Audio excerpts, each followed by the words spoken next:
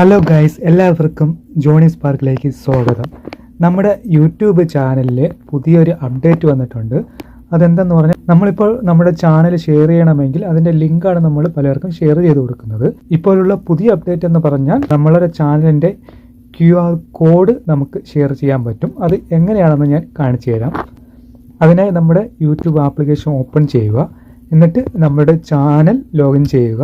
Channel open ചെയ്തതിന് ശേഷം ഏറ്റവും ഉയരെയായിട്ട് 3 ഡോട്ട് കണ്ടില്ലേ, അവിടെ ക്ലിക്ക് ചെയ്യുക. അപ്പോൾ ഷെയർ ഓപ്ഷൻസ് വരും, അതിൽ ക്ലിക്ക് ചെയ്യുക. എന്നിട്ട് കണ്ടില്ലേ, copy link, quick share, QR code, അങ്ങനെ 3 ഓപ്ഷൻ ഉണ്ട്. ഈ QR കോഡ് എന്ന ഓപ്ഷനാണ് പുതുതായിട്ട് വന്നിട്ടുള്ളത്. സോ ഇതിൽ നമ്മൾ QR കോഡിൽ ക്ലിക്ക് ചെയ്യുന്ന സമയത്ത് പുതിയൊരു QR കോഡ് നമുക്ക് കിട്ടും. അപ്പോൾ ഇത് നമുക്ക് സേവ് ടു ക്യാമറ റോൾ, അവിടെ ക്ലിക്ക് ചെയ്യുന്ന സമയത്ത് നമ്മളുടെ ഗാലറിയിലോട്ട് ഈ QR കോഡ് സേവ് ആവും.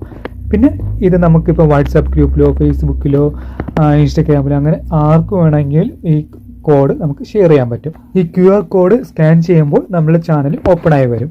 ഇതാണ് പുതിയ അപ്ഡേറ്റ്. ഈ QR കോഡ് എങ്ങനെ സ്കാൻ ചെയ്യാമെന്ന് ഞാൻ കാണിച്ചു തരാം.